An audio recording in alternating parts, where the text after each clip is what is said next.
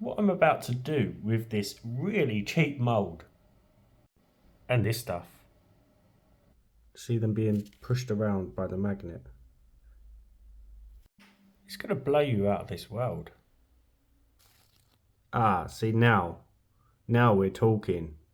This is probably the best creation I've ever made.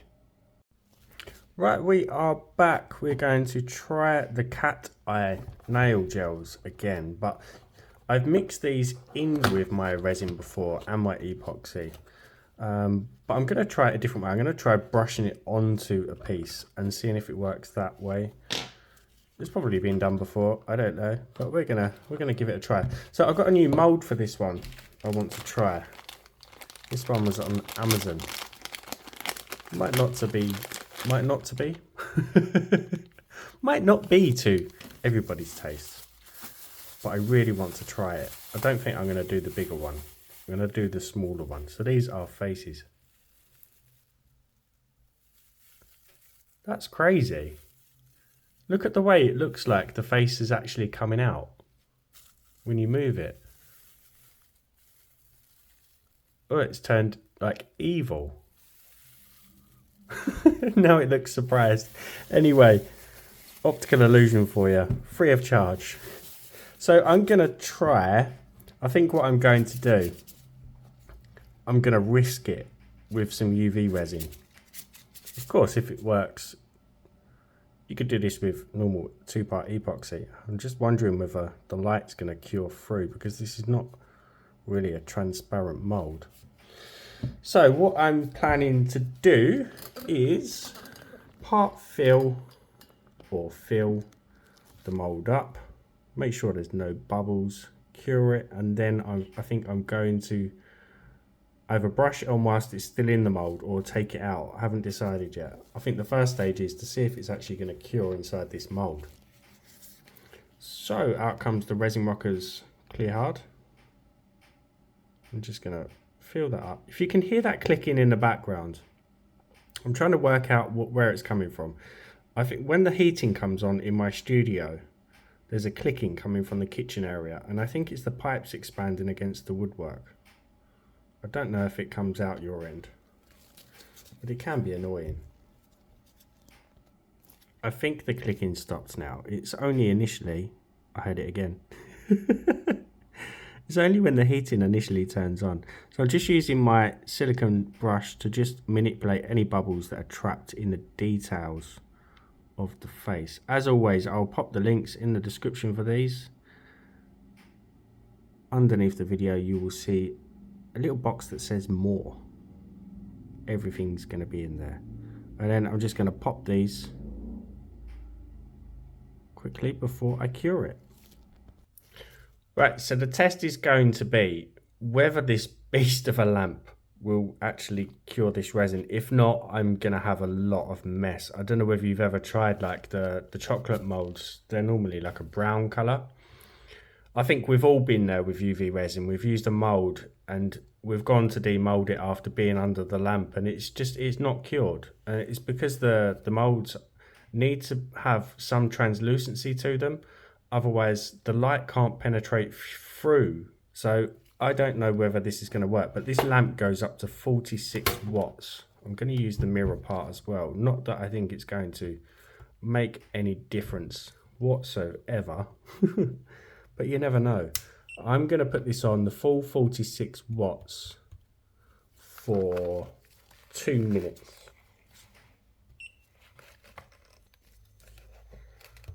I automatically go to the 1 minute button. So I just push the 120. Okay, I just discovered something new with the lamp as well. If the battery's running low, instead of just shutting down, it drops a stage. So it drops the power level down to the next one. Never noticed that before. So I plugged it in anyway because the battery was running low. I did need it on full power. Right. Has it cured? Ha ha ha. It has.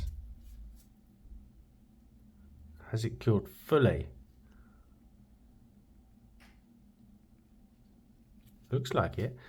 Looks a little bit little bit damp on the front. If I'd have given that another minute, I think that would have been fine. So what I'm going to do is just pop it in for another 30 seconds just to make sure.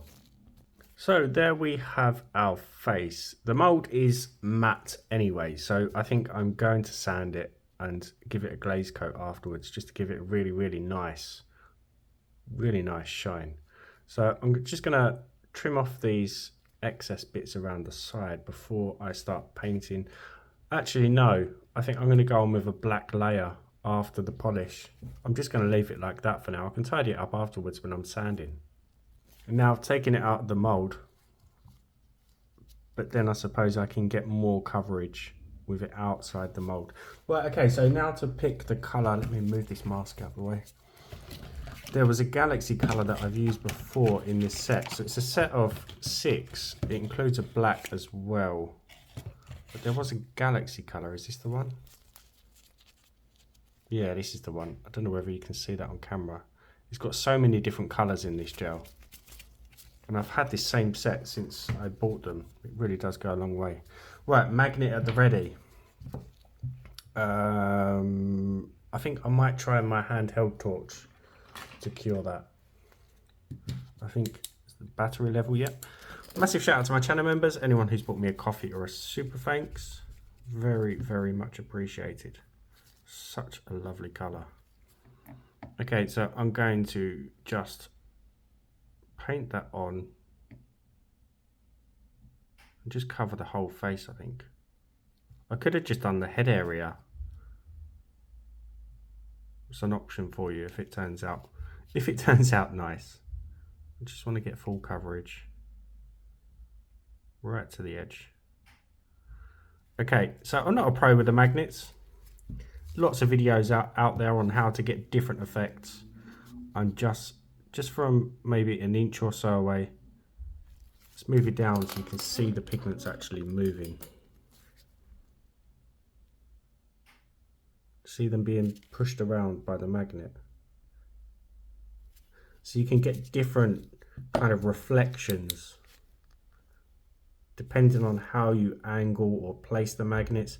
I've seen some videos recently where they've used a paper clip on the magnet shaped like a heart, and you can actually make heart patterns with the cat eye gels. It's really cool. Wonder if I should go in with another layer, because it is going to be quite translucent, but I'm hoping the colour, the black background kind of makes everything pop. But then if I go in with another layer, I can manipulate, get your words out, Dan, manipulate them into different directions. So it should cast different flashes, I think we call them, in different places. Apparently somebody said on my channel that you can actually demagnetize the gels if you use the magnet for so long. I don't know. Again, I'm not a pro at nails. I think that would do though. I'll just stick with the 2 layers for now. And now I'm just going to finish curing that just with this. I'm not going to put it under the big lamp. And then I'm going to go with some black. I think we should have a look at it from the front just to see. Can't really see the colour. Ah, see now we're talking. We're halfway there. That black really brings out that colour. What's that on the nose? I panicked then, thinking it had gone wrong. Okay, so for the black background, I could just use the black now gel, but I really do prefer doing it my way. And just mixing up a small amount of UV resin with some black mica powder. And there is definitely an art to how much black mica powder you can get away with. Less is best, as I always say on my channel when I'm doing this. And you can layer and cure to darken it as you need. I'm used to how much I can get away with now. But having that lamp, it definitely does cure through a lot better. I can get away with a bit more than what I'd normally use with my older lamp. So all I am going to do is just apply a thin coat of black, see how it cures, and if I need to go over it again, I will. And just take that all the way to the edge. So before I cure that first layer, you can still see some of the details through, which just shows you kind of how much mica I've put in. So that will allow the light to pass through and cure that. I just need to take off my magnetic base, the mirror, otherwise I'm gonna knock it over, and just give that a minute on full power. So that as I've just applied the second layer, I haven't cured it yet. Now obviously you can't see through to the face on the other side now, but we know through the mixing process that it's still, the second layer is still going to cure because it's the same amount of black mica powder as the first layer, so it's going to hit, it's going to cure. Okay, so that second layer has cured, and you can still see when I bring it up to the camera, you can still see through to an extent. Do I need another layer? I don't think so, but I can always add that at the end. Look at those colours. Almost looks like a tear coming down from the eye there. Okay, so next stage, I need to sand this, give it a light sand, because otherwise we're going to get fish eyes. The resin's not going to bond, it's going to begin to separate on the mould. I could get away with it, but because it's gone shiny, I know it's going to separate. So, sanding. I'm just going to use a 1500 grit and just wet sand all over. You want to get in the nooks and crannies as well with a piece like this. So if need be, kind of fold the sanding paper. And just, it's not going to take long. Just a light sand over the whole piece. Now that has sanded, I just need to use some alcohol just to make sure there's no bits stuck in any of the details, especially up the nostrils, because they are actually hollow. Quite surprised at the detail for this mould. I think it was about £6, $6-ish, something like that. Cheap as chips. Just give that a good clean up. Look at that colour. Once that is dry, I'm just going to use some sticky tape because I used tissue, just to make sure there's no leftover bits of fluff.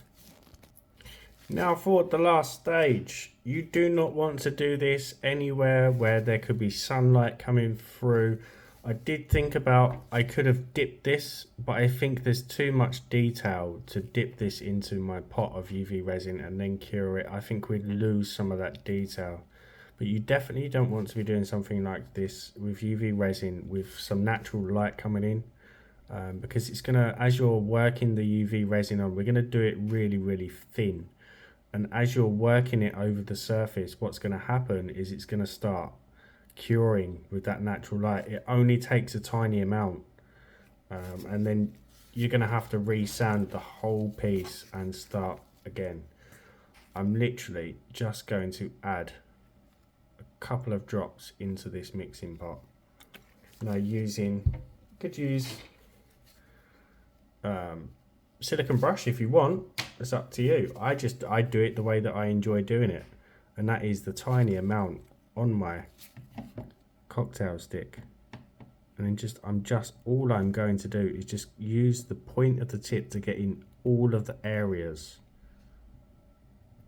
Really, really fine application. Now with epoxy it's different. If you're doing this with epoxy, you're going to need to protect the back before you coat it, but you also want to pay attention to any puddling areas, like the area here in the eyes where the epoxy is going to run down and potentially just puddle. So you will need to come back to it and just make sure that it's such a thin coat. So I'm just going to work around the whole piece. Again, I don't mind doing it like this because it's quite therapeutic. Just taking your time, you know. Sometimes resin art's not about just chucking your epoxy or resin into a mold. Get up the nose there. And then demolding it. Sometimes it's about taking the time, especially if it's for you. I mean, if you're going to be selling something like this, then you've got a little bit of labor costs, but I only started filming this about 30 or so minutes ago. Right, I'm going to carry on. And it's going to be such a thin layer that I'm not going to need to worry about it dripping over the sides. No worry at all. When you get to areas like this, just use the side of the stick just to brush it over evenly. Really is quick. Now, to get the best glass-like finish, I'm going to cure on a lower power. So I'm going in at 24 watts for 60 seconds. 30 seconds would actually do. And then I'm going to crank it up to a higher power. So I'm now going to crank that up to full power for a minute. Before I show you this, I'm going to go and do the big one off camera exactly the same way that I did this, but I might have to do that one in 2 layers. Okay, so you can see I've been busy. It's now the following day. I did go home and check. You can also get these in translucent. I'm not sure if they're exactly the same detail. And I'm really surprised the big one cured in one go. I just left it under the lamp for an additional 1 minute. So this is the one that I showed making. I need to clean the backs a little bit where I've been touching them. It's so glass-like and the colours are phenomenal.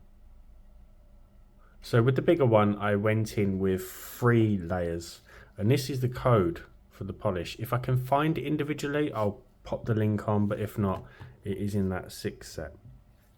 I'm going to save that one till last.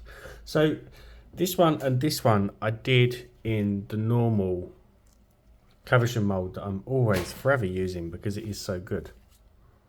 So I did a heart. Most of you have already got that mould. Really nice colour flash. I did the oval. Again, I just did 2 coats. Really are like galaxies. This one, I added a tiny amount of Marabou rainbow alcohol ink for the stars. No, I didn't drop it onto the UV resin because UV resin and alcohol really don't go well together. I tipped it into a small pot, waited for some of the alcohol to evaporate and just used the glitter. This was another skull. I did exactly the same thing as what I showed in this one, but I went at different angles with the magnet. Again, they're absolutely insane colours. And I also realised, I don't know whether it's just me, but it reminds me of Jennifer Lawrence. The profile, I think it might just be me. I'm one of those people that I look at a face and I try to compare it to somebody famous. I don't know why. I've always done it since I was a child. Absolutely incredible. The big one though, wow. Actually, so dressing them, I don't think you'd want to go drilling a hole through the head for, say, a pinch bail or something like that if you're going to use it as a pendant. I'm not sure if that would work. And I don't really want to do it to see if it would work. I think it would, possibly. But these 30 by 40 millimeter cabochon bezels, really easy to get on Amazon. I'll put the link in the description as well. But these fit. I know what you're thinking, but you can see the background. Think ahead. You could always layer that background with something that you'd want a colour base, and then adhere that on so it would look united with the piece inside the bezel. Not sure, what do you think? Let me know. Right, the big one. Or you could put some more clear UV on the back and use these. I don't really like them, and screw them in. If you do it there, it's going to be visible, so you need something on the back and attach it through that instead. As always, give the video a thumbs up, drop me a comment. If you haven't subbed, hit that button for me. It is currently Saturday, tomorrow is Sunday, which is the day that you are watching this. We are so close to 80k subscribers. If you haven't subbed, hit that button. If we have already hit 80k by between now and then, a massive thank you to each and every one of you. I never dreamed of getting this far. Right, enough waffling. Look at that.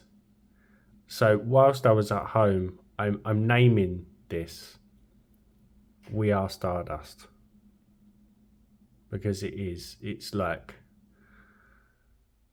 a galaxy in there, and the way the light refracts off, say, the nose or the eyeballs, for such a cheap mold that I've probably browsed past so many times and thought, oh, it's looking at me again. I probably thought, oh, I'd never use something like that. I will, and I will definitely be using it more. 100,000,000%. That is phenomenal. Right, I hope you enjoyed that one, guys. I certainly did. I will see you for the next one. Bye for now.